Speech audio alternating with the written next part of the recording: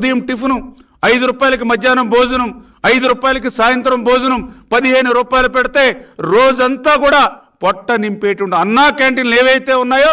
అవి మీరు నిర్దాక్షిణ్యంగా రద్దు చేసి పేదల మీద మీరు కక్ష తీర్చుకుంటే, ఇచ్చినటువంటి మాటకు కట్టుబడి రేపు ఆగస్టు 15వ తేదీ నుంచి ఆంధ్రప్రదేశ్ రాష్ట్రంలో 183 అన్నా క్యాంటీన్లు ప్రారంభిస్తూ ఉన్నాం.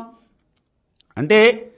మీరు ఈవేళ 14 లక్షల కోట్ల అప్పు ఆంధ్రప్రదేశ్ రాష్ట్రం మీద పెట్టినప్పటికీ, ఖజానాను మొత్తం ఊడ్చేసి ఖాళీగా ఉంచినప్పటికీ,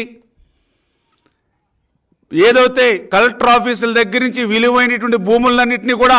భవిష్యత్తు తరాల వారికి లేకుండా తాకట్టులు పెట్టుకున్నప్పటికీ, ఇచ్చినటువంటి హామీలను ఒక్కొక్కటి నెరవేర్చుకుంటూ ఈవేళ చంద్రబాబు నాయుడు గారు, పవన్ కళ్యాణ్ గారు అహర్నిశలు ఈ రాష్ట్రం కోసం, ఈ రాష్ట్ర ప్రజల కోసం శ్రమించి పనిచేస్తూ ఉంటే మీరు ఓర్వలేక ఇటువంటి విష ప్రచారానికి నోచుకుంటే, ఇవాళ ఒక్కడే చెప్తూ ఉన్నా, గత 5 సంవత్సరాల మీ మోసం దగాకు ఆంధ్రప్రదేశ్ రాష్ట్ర ప్రజలు మీ యొక్క 3 అంకెల్లో ఒక అంకెని లేపేస్తే మొన్న మీకు డబల్ డిజిట్ మాత్రమే రిజల్ట్ వచ్చింది. ఇంకా అదే అసత్యాలు, అదే అబద్ధాలతో మీరు ముందుకెళ్తే మళ్ళీ ఆ డబల్ డిజిట్లోంచి 2 అంకెల్లో ఇంకొక అంకిపోయి మళ్ళీ సింగిల్ అంకే రేపు నెక్స్ట్ వచ్చే ఎన్నికలకు మిగిలేటువంటి పరిస్థితి. అందుచేత ఏదైతే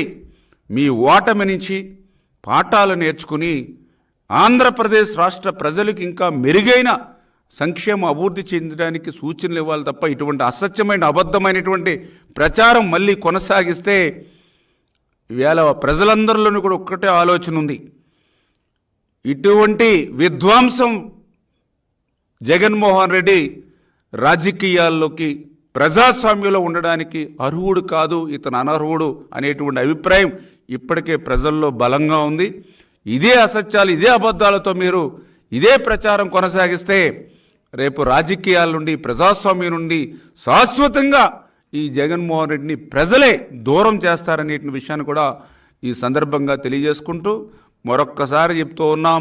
ఏదైతే తల్లికి వందనంకు సంబంధించి తొందరలోనే విధి విధానాలన్నీ కూడా రూపకల్పన చేసుకుని, ఏ మాదిరిగా అయితే మొన్న జూలై 1న పెన్షన్ల పండుగ ఏదైతే నిర్వహించామో, ఏ మాదిరిగా అయితే